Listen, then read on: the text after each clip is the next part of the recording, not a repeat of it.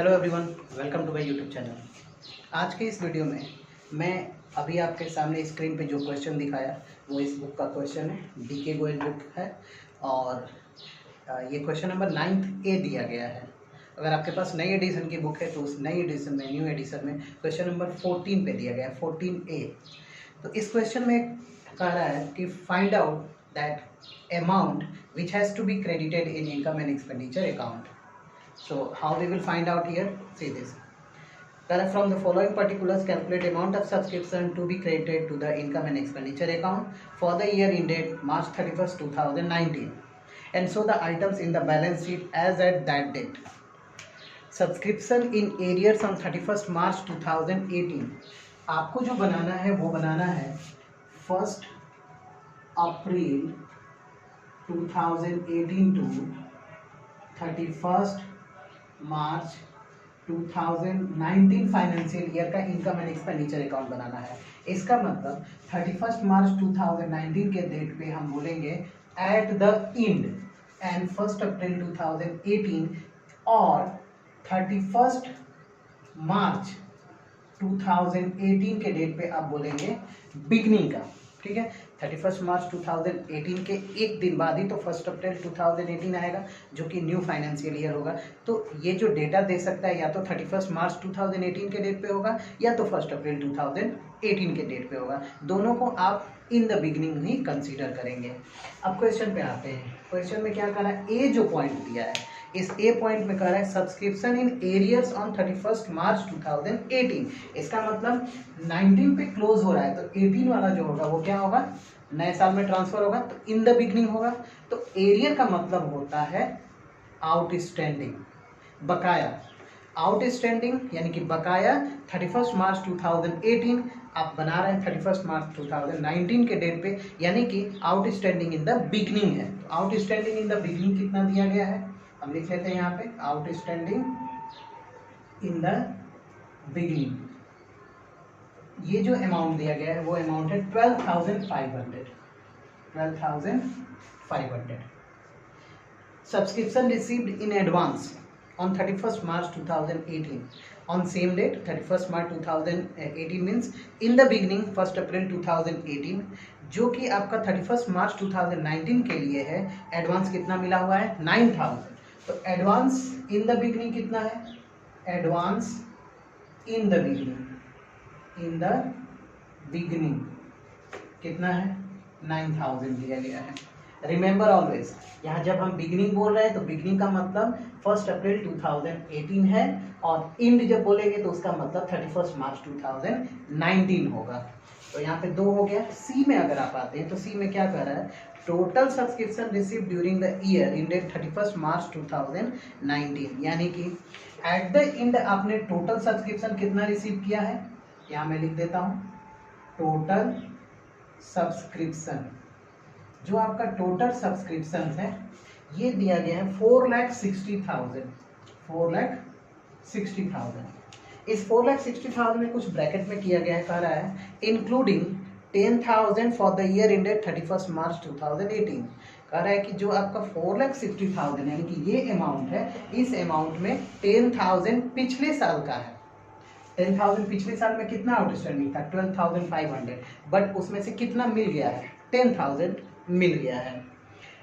और फिर क्या कह रहा है 8,000 फॉर द ईयर इंडेड 31 मार्च 2020। 8,000 जो है इसमें इंक्लूड है वो नेक्स्ट ईयर का है, यानी कि आपको बनाना है 31 मार्च 2019 के डेट पे और 2020 का भी सब्सक्रिप्शन आपको इसी में ऐड है। 3,000 उसके नेक्स्ट ईयर यानी कि 21 का भी मिला हुआ है। तो 11,000 क्या है, advance at the end, advance at the end. 8,000 plus 3,000 कितना हो जाएगा 11,000। 11,000 आपका एडवांस एट द एंड है। उसके बाद क्या कह रहा है, subscription outstanding for the year ended 31 March 2019। Outstanding subscription 2019 मार्च 31, यानी कि एट द एंड पे कितना दिया है यहाँ पे 20,000 फॉर द ईयर एंडेड। 20,000। अब इसको सॉल्व कैसे करेंगे? आपको बेसिक जो प्रोसेस है वो पता होना चाहिए। First of all you will prepare here income and expenditure account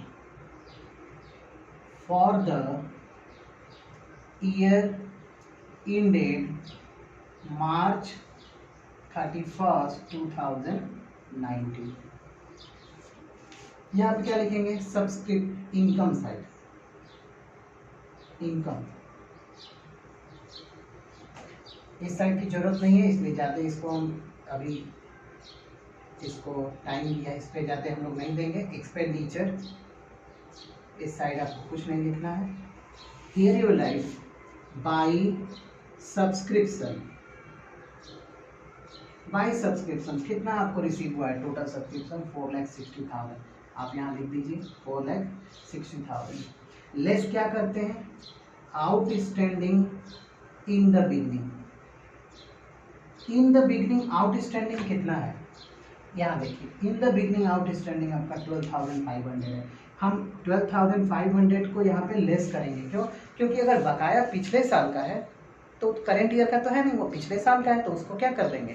subtract कर देंगे। फिर क्या लेस करेंगे आप? Advance at the end. अगर साल के लास्ट में कोई एडवांस आपको दे रहा है सब्सक्रिप्शन, तो वो ऑब्वियसली नेक्स्ट ईयर का है, करंट ईयर का तो है नहीं। और हम इनकम एंड एक्सपेंडिचर में केवल और केवल करंट ईयर का ही डेटा यहाँ पे लिखेंगे। तो एडवांस एट द एंड कितना है? 11,000। इसको भी लेस कर दीजिए, ब्रैकेट में कर देते हैं। ऐड क्या करेंगे? Outstanding at the end. साल के लास्ट में अगर बकाया है तो वो बकाया ऑब्वियसली इसी साल का है, नेक्स्ट ईयर का तो है नहीं। तो कितना है?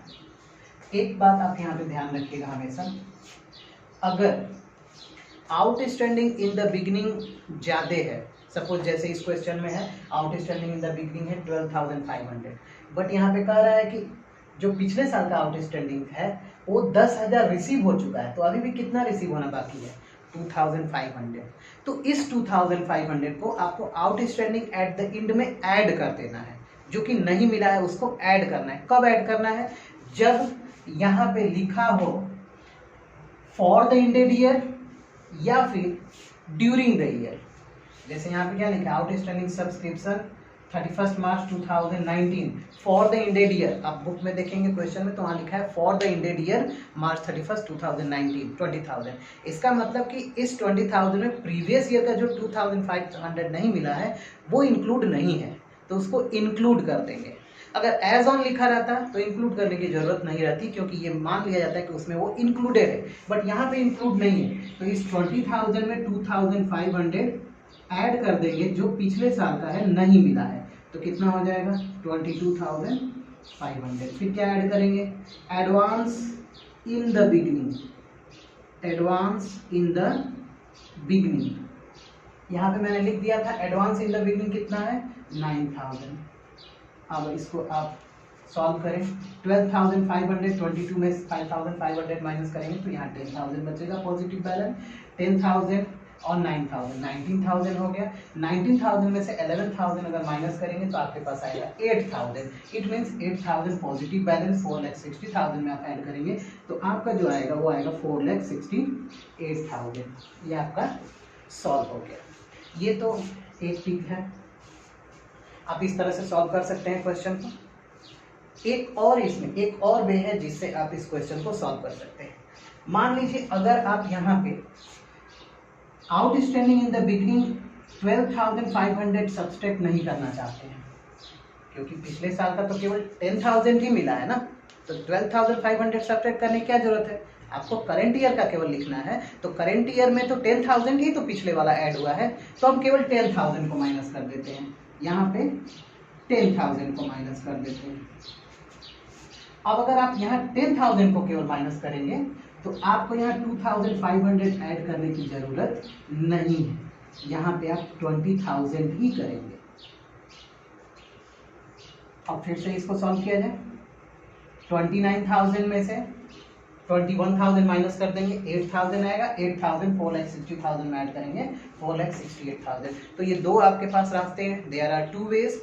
To process this types of question in which that arrear is given. Okay, तो आप इस तरह से क्वेश्चन को सॉल्व कर सकते हैं। अगर अभी भी कोई प्रॉब्लम है तो आप कमेंट बॉक्स में कमेंट कर सकते हैं। Thank you.